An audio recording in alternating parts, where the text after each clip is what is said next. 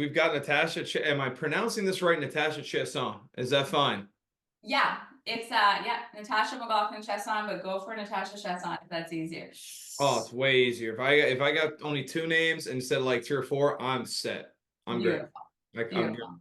So we've got Natasha on the show today. Natasha, we're trying to get a different view from different people all the time. We do hockey scouts, we do hockey personnel, we do GMs, we do coaches, but this is our first nutritionist or somebody who specializes in diet. And I think it's a very, very important aspect of developing hockey players. Let's get a little background on yourself. You are from St. John, New Brunswick, correct?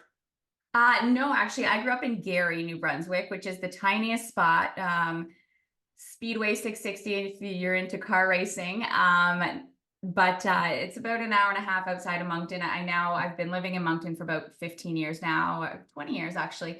And I've got a private practice out of Moncton, but I travel sort of all over. I do work in St. John as well. Well, I was just in Moncton for the weekend. I mean, I should have hit you up. You should have given me a shout. I know. Now, that being said, I was coaching games for 8 hours a day. So I didn't really have a whole lot of time. If you wanted to meet me over at the Dieppe Uniplex, which is a beautiful building, by the way, Gorgeous. Yeah. yeah, I really like the facilities in the Moncton area.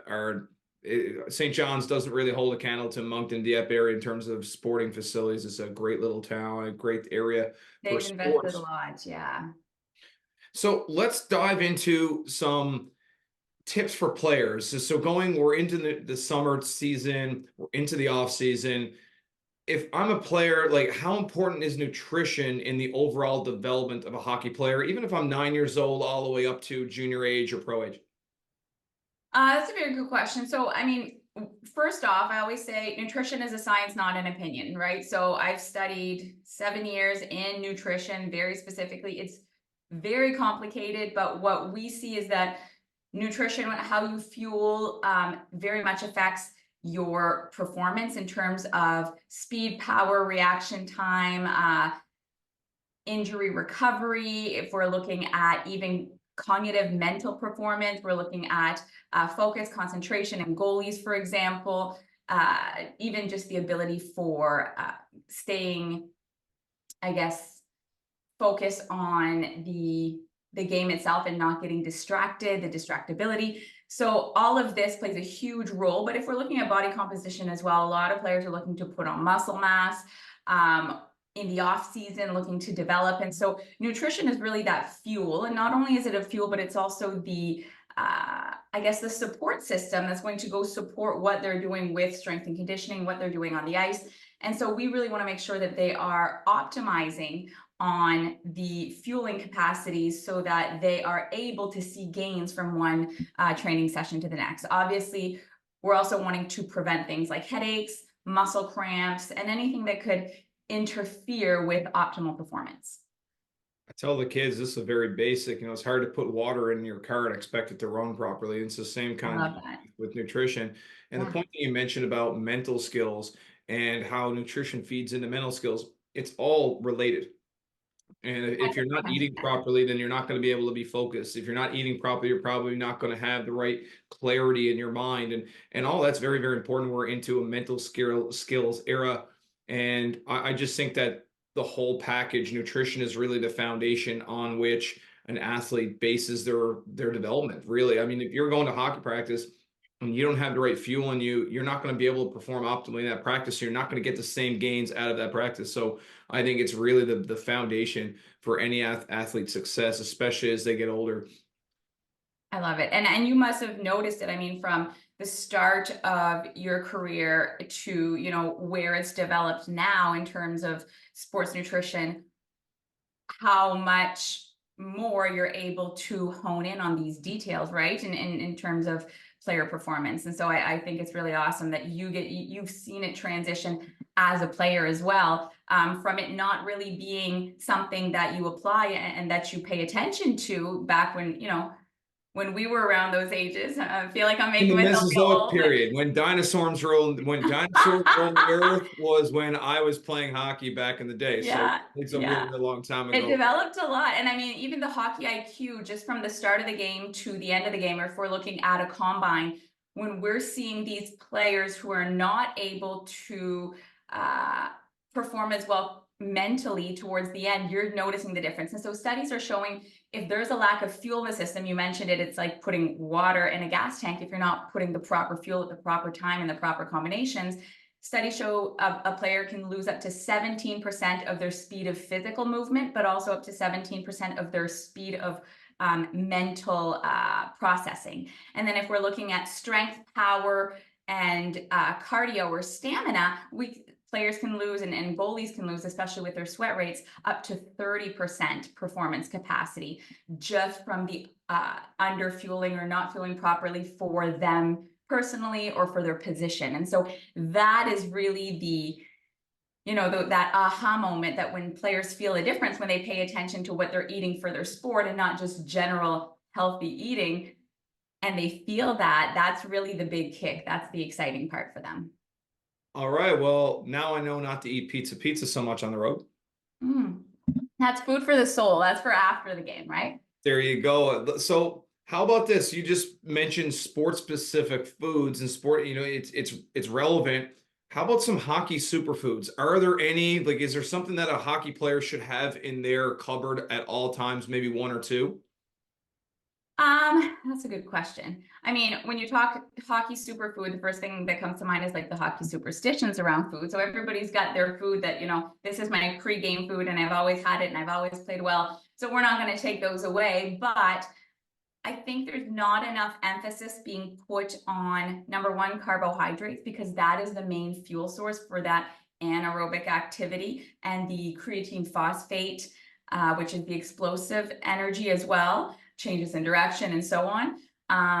A lot of players think, I need that protein, I need the protein to recover, but the carbs, especially at the age where players are playing optimally, they're using a lot of carbs as their fuel source. And if they're not regenerating that, the body's actually taking the muscle and using it as a fuel source. And that's where we're seeing lactate accumulation, lactic acid accumulation in the legs, the burning, all the kind of things like that. So the bread, the pasta, the rice, the cereal, the fruit, the bagels, like these are the types of foods that, parents may not be consuming as much of, but players are requiring. And the other, I guess, everyone knows the importance of hydration, but I don't think that as a society we are putting enough emphasis for these players who are sweating quite a bit, especially after puberty, obviously, the emphasis on replacing that sodium loss, right? And so salting their eggs, putting soy sauce in their rice, salting their cucumbers or whatever, because we've got this view of salt and carbs being foods that should be limited. And that's fine maybe for the general public who might be recreationally walking around the block, but we are talking about, athletes who are looking to perform. We're talking about hockey players who are looking to optimize on performance. And so getting the salt shaker in, or maybe it's the broth or the soy sauce, that can end up being that sort of superfood that is necessary for optimizing that hydration capacity, reducing the muscle cramping, and optimizing on the strength, the power, and all that. And then, of course, the carbohydrates being a priority as well. And there's all kinds of food that give you carb, but it's really for players to know that the carbs are not bad, and that they do play a role, an important role in proper fueling. I remember the days of being able to eat anything too. Those are good days. I mean, They're look far at behind us, right? Oh man, like just thinking, like imagine just being able to eat carbs and timing it. Of course, you want to time it, but being an athlete, that's the one great thing about being an athlete is you really can open up the food options because you're burning so many calories. Yeah. Which is going to end up leading me into my next question and my next topic is weight gain. And a lot of hockey players, the younger ages, I work for the Quebec Junior Hockey League, and a lot of times we're like, 15-year-old, 16-year-old going into the draft, they're 130 pounds, they're 5'11", 140. If a coach comes to me as a player and says, I want to add 5 to 10 pounds in the offseason, I'd like to see it put on some weight, we'd like to see it put on some muscle, how would I do that safely across the summer period? Or just kind of give us a couple of little tips. Definitely. So the first thing to do is to know that, the players shouldn't be focused on weighing themselves every day. There will be some variability. I also work in the queue. I work with players. I've been working in semi-pro and pro hockey for about 12 years now. Yeah, not 15 yet. And that is my off season. A lot of it is just helping players put on that extra mass, right? So we want to make sure that number one, it's not about, yes, you do need to get protein in, and a lot of players focus on protein. But again, if there's not enough carbs with that protein, the protein is going to be used to fill the gas tank. It's like trying to say, I'm going to put a spoiler on my car, take my money, put a spoiler on my car, but I'm not going to put gas in the tank. You want to make sure that you're getting the gas for the tank. And then what we're going to do is we're going to make sure that we're getting enough protein. So the protein, and players are not needing to calculate this necessarily, but when I'm working one-on-one with players, I work as a consultant, as a speaker, but also doing the one-on-one, we'll calculate the 0.3 grams of protein per kilo body weight every 3 hours throughout the day. So that's going to help stabilize the energy so we can really build some muscle. About a 4-to-1 carb to protein ratio. So if we're just looking visually for a player who's not wanting to calculate macros, half their plate is bread, pasta, cereal, rice, potatoes, and then they've got their protein and their fruit or vegetables. So this would be every 3 hours throughout the day. And that's where, I'm seeing players not necessarily doing that. The other area where we're needing to focus on, if we're wanting to gain about half a pound to a pound a week, and that's going to vary depending on genetic predisposition, right? So some players are going to have an easier time putting that weight on, but it's making sure that they're properly fueling on ice and off ice training sessions, especially if they're going to be lasting more than an hour. So what ends up happening, let's say you've got an hour and a half practice, or you're going straight from on ice to off ice and maybe just drinking water, you're going to have enough fuel if you ate properly prior to, going on the ice for your first hour, but then you're actually going to burn muscle as your fuel source for that second hour that's maybe spent in the gym. So you're not necessarily benefiting and seeing gains from that second session because you're actually burning the muscle mass. And that's where they can actually be seeing their weight stay stable or even a weight loss. And so players tend to underfuel accidentally. Sometimes it's just because they're just so busy that they just don't think of bringing food when they head out the door, or they don't think of eating as often. And then they've got a hard time putting the weight or even just keeping the weight on. And so that becomes the main focus, is just even, bringing something when they're heading out the door so that they can have the carb protein combo. They're eating every 3 hours and they're consuming the carbs while they are training for over an hour as well, or while they're practicing for over an hour. So that could be gummies, like a Welch's gummies. It could be dried fruit, raisins. It could be those little kids drinkable apple sauces. That's an easy way to get carbs in as well midway through. There's the Gatorade, the Powerade. We want to get those sports drinks that have sugar in there because we want to get the carbs to burn as a fuel so that the muscle is not being burnt as a fuel. Other options, very Canadian option, is the maple syrup. And there's a lot of maple syrup gels out there in the bike shops that have become very popular. But even a banana, apple, just the simple carbs. If it's a granola bar, we don't want the Fiber One, the all brand. We don't want something that is filled with fiber because that's going to take forever to digest. So, as a sports dietitian, players tend to think that I'm going to go for, all the high fiber stuff, but I'm talking about getting the stuff that has the lowest amount of fiber in there, because we need the simple carbs we need to fuel so that they can actually get that muscle on. I think that where it is a sport, it's athletics, and where you're working with a lot of athletes, does get turned upside down a little bit, is what your conventional way of thinking, or the narrative of, okay, this is how I have to eat, hot fibers, carbs, good fats, lots of protein. That's great if you're my age and you're just looking to be, a sedentary person. But if you're on the ice for a game, and then you're going to do an off ice session, and then you're going to do something else, and you're going out to play soccer or something like that, you do need the quick carbs. I mean, your body 100%. needs that fuel, like you were explaining, and the preparation. I think being in good shape is a full-time job. 100%. Yeah, I think it's a full-time job. And I think sometimes young athletes, they don't realize how much of a commitment it is to be an elite athlete. Like what you just mentioned, you have to come with a book bag of Yes. food. You're ready to go if Yes. you're doing multiple activities.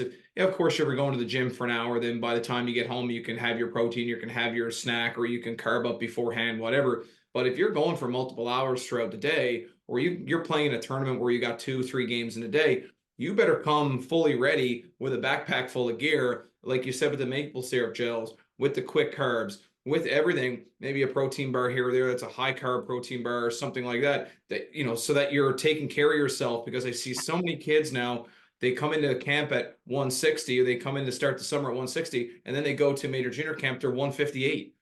And I'm like, that's a tough weight to play 100 games plus, a 64 game schedule next year plus playoffs at 149 pounds. It's really, really hard against men. Agreed. Yeah. And that preparation, that's something that there are tricks that can be done. It can be as simple as saying, I'm setting an alarm at night and I'm going to look at my schedule tomorrow and prepare everything and put it, in the fridge. And when I leave in the morning, I'm putting an ice pack and, putting that in my backpack. But or maybe it's working with the family and saying, okay, you guys are having this as a meal. There's not enough carbs for me in that. I'm adding a couple slices of bread and I'm bringing some of that with me. I always suggest that players keep backup plans. Like you said, the Cliff Builder protein bars, the Gatorade protein bars, trail mix in their backpack as this backup plan, because, up until the age of 2021, for male players, and then for biological female players, we're looking at maybe a little bit younger, but the growth spurts can still occur. And so on a day where you're thinking, well, this is usually enough food, but today I am famished and I didn't bring enough, that's when growth spurts can actually be stunted. And so we want to make sure that and this is what we call REDS, or relative energy deficiency in sport. So when a player doesn't eat enough for what they burn, what ends up happening is the body goes like on a power saving mode, sort of how our phones go on power saving mode when there's 10% battery left, right? And so the body will actually start reducing its capacity for all its main systems. So testosterone production will reduce by about 23%. If we're looking at our players who have a menstrual cycle, all of a sudden the menstrual cycle can just stop. And so these are all signs and symptoms that the issue is that there's not enough fuel. And so the body is actually going to stop that growth spurt or stop that muscle development, because that's requiring extra calories and they're just not there. Let's talk about sports nutrition supplements. I mean, where I know we're talking about adding weight. Weight gainers were pretty popular when I played. I don't know if they're as popular anymore. I'm not really in that industry anymore. Would you recommend something like that if a player is trying to add some weight? Would you recommend something like that to get the additional calories in? Or what's your opinion and your take on sports nutrition supplements? So that's a good question. So something like a weight gainer is typically a protein powder with a whole bunch of carbs, right? I'll always say real food first, because I have seen players, especially if they're going out on their own, university particularly, where all of a sudden it's just easier to have a protein shake 4 times a day than to actually make food. And then they're developing these vitamin mineral deficiencies because they're having these empty calories instead of the real food. So I'll always say, if you're having the protein shake or something like that, once a day is fine. Number one, we want to make sure that it's certified NSF or Informed Sport. And I know you're aware of it, but a lot of players are often not aware of it, that supplements are not regulated in North America and Europe, which means that when you consume a supplement, the government's not allowed to check if what's written on the label is actually the powder that's in the bottle. So there's latest studies are showing up to a 40% risk of what's written on the label not being what's in the bottle. So a protein powder, a mass gainer, could actually have no protein in it whatsoever. And there's up to a 20% risk. So that's 1 out of 5 chances of testing positive for doping once you arrive at, at a level where you're playing nationally or professionally. So we want to make sure it's certified NSF or Informed Sport so we can trust what's written on the label. Now, there are certain supplements that can be very useful. Like you said, the mass gainer, maybe you're on the road and the idea of having to get 4 times more carbs than protein within the hour after a game is really difficult, because you're playing in the middle of nowhere and you don't have much availability to food. And that mass gainer that's certified is just a really quick grab, and that's fine. But if you are home and you're able instead to make a smoothie and you're putting in, some Greek yogurt and you're putting in fruit and juice and you're having a bagel next to it, that'll come to the same thing in terms of macronutrient content. You'll just get a little bit more antioxidants, fruit, vegetables, that kind of thing. If we're looking at other supplements, the creatine monohydrate, the beta alanine, the leucine, there can be some beneficial supplements out there, but the supplement will not, I'm looking for the English word. My first language is French, and so I'm having trouble with my English. The supplement will not, how do you say, make up for not consuming the proper timing or combinations or ratios of protein and carbs and food in general, right? So, you know, it's 95% what you eat and then that 5% supplementation, unless you've got a deficiency. So when I do one-on-one with players, we'll always do blood work and we'll look at that and say, look, because of that blood work, we need to be taking these supplements because you've got a very definite deficiency that's affecting your oxygen availability to your muscles or your explosiveness.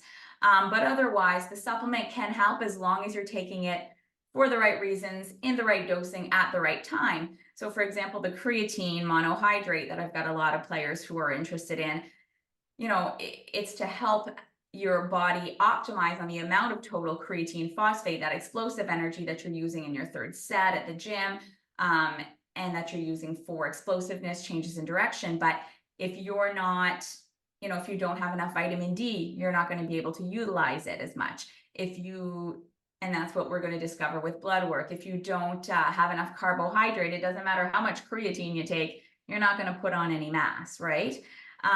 It's also used to help with concussion recovery. So there's a lot of different injuries, obviously, and whether you've got a ligament injury, tendon, bone injury, concussion, you're going to treat it differently with different types of supplements. So supplements can definitely be useful, but it should not be, here's my huge amount of supplements I eat in a day, and here's my food. And I've had players tell me, especially players on a budget, tell me, listen, I can't afford to buy eggs, or I can't afford to buy this and that. And then you look at this huge duffel bag of supplements they have, and half of those supplements are not necessary, right? Like the pre-workout, they might be benefiting from the caffeine. Let's get the caffeine elsewhere for, you know, 1/20th of the price, and let's take the rest of that budget and put it towards getting yourself some food. And that's my next. It's funny because that's a segue right into my next question. I was going to ask you about Just your this, right? opinion on caffeine, because Mhm. it's these pre-workout supplements. It's like every company's got one now. Yes. And a lot of kids, you know, they're 17, 18, 19, 20 years old. And some of them will come up to me and ask, what do you think of this one? What do you think of that one? And what's your professional take on caffeine? That's a really good question. So my first question is, you know, how old is this player, right? So for players generally, younger players who aren't traveling much, I would say if you're feeling the need to get caffeine in, why is this happening? Is it because you're not getting enough carbs? That's as if you were saying, okay, the gas light's on in my car and I'm going to put masking tape on it instead of putting gas in the tank, right? Is it because they're not having enough protein? The protein actually stabilizes the carbs during the day to keep the fuel, you know, stable. It might be because their sleep is an issue. They're not getting enough sleep. They're, you know, on their phone, or their wheels are turning too much. It could be something associated to iron deficiency, which I've got a lot of players who end up with iron deficiency. Of, you know, of any gender, and it's because, you know, hockey's an impact sport, and so these are different areas where someone might say, I want to mask the fatigue with caffeine. So that's where I want to be a bit, I guess, where I want to question the reason for wanting the caffeine, because the caffeine, what studies show, in the literature, we're seeing about a 16% reduction in fatigue associated to the intake of caffeine. And that's like the optimal fatigue reduction that you can see from the caffeine intake. And so if they're wanting to reduce this fatigue, what's it about, right? I mean, I started caffeine when I had my two kids who wouldn't sleep. So I can guarantee it was replacing the sleep, but I couldn't get the sleep anyway. So you've got to wonder what it's for. Some of our players definitely need that when they're traveling quite a bit and they're not getting enough sleep, and that's fine, or they'll have it before a game. What we've got to remember is Caffeine can be almost like a performance enhancing supplement, but again, it has to be taken at the right time, not 6 hours before bed. It has to work for the individual. Some people just don't react well to caffeine, right? Some people, uh, they get heart palpitations, they have trouble focusing after they've had caffeine. I had a rower once who told me the first time he tried caffeine, he was out, for a regatta, and he decided to try it, of course, for the regatta for the first time, not during practice. But he said he was rowing and he wasn't even following the team. He was just doing his own thing, and he was just, they lost and they were so insulted by him. But yeah, I mean, you got to make sure it works well for you. Now, the amount of caffeine that would not give negative side effects in general for most of the population would be about 3 milligrams per kilo body weight. So for the average player, older player, post puberty, close to 180, 200 pounds, maybe about 200 milligrams of caffeine. That could be taken in 500 mils of coffee. That could be, there's a wake up caffeine supplements you can get from the pharmacy, and they actually say, NSF Informed Sports Certified. They're exactly 100 milligrams per capsule. So we really want to make sure that you know what you're putting into your body. You're not going above this certain amount per 4 to 6 hour period.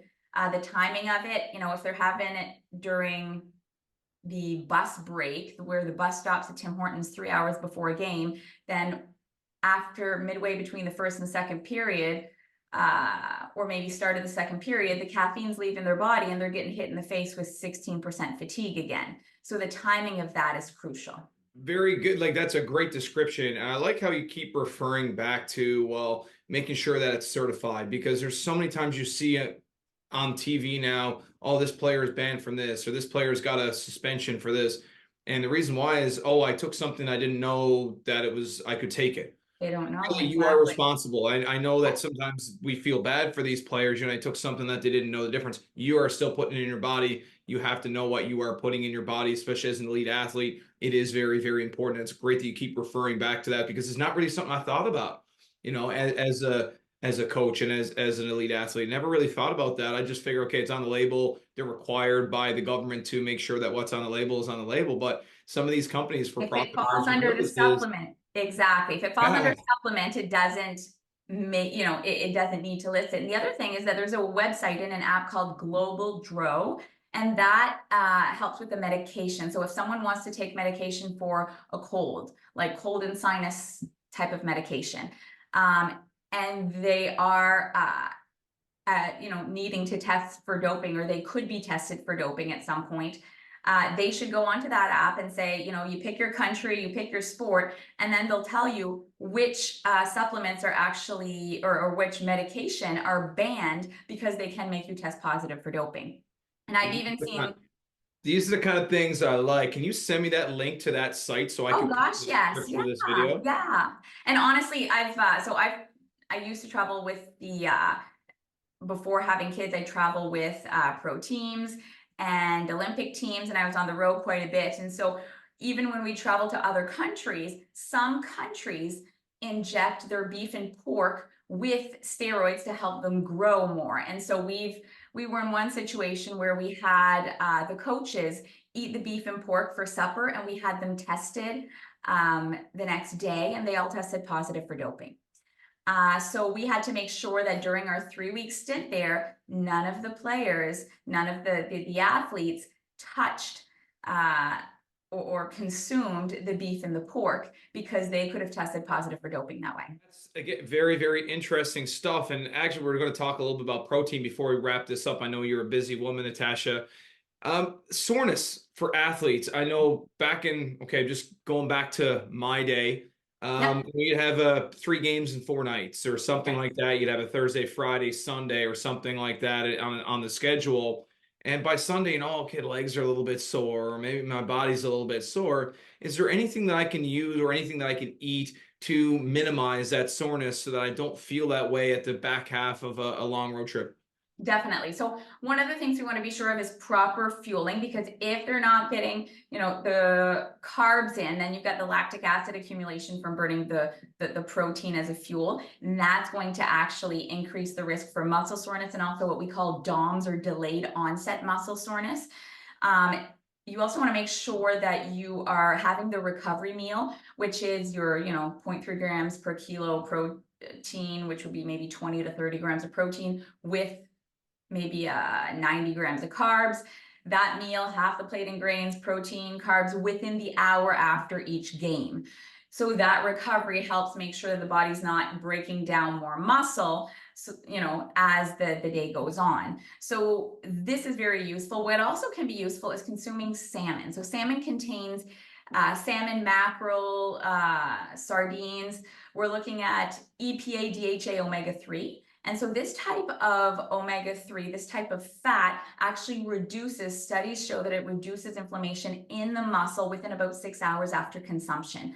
So whether it's the EPA, DHA, omega-3 supplement, we need to make sure there's about 1,250 milligrams per portion of that combo, or it's just eating, salmon. If you're going out at a restaurant with a team and you get to choose what you eat, maybe you're having the salmon, the rice, you're having a side of bread, you're having your vegetables, maybe juice to drink, but that can actually help reduce the inflammation as well. So making sure to have enough carbohydrates, enough calories, so you're not burning your muscle, making sure, of course, that you are properly recovering within the hour after. And then, of course, and that could be the shake that you had mentioned as well, the recovery shake, as long as, or the mass gainer, but again, as long as we're having the right ratios, as long as it's certified.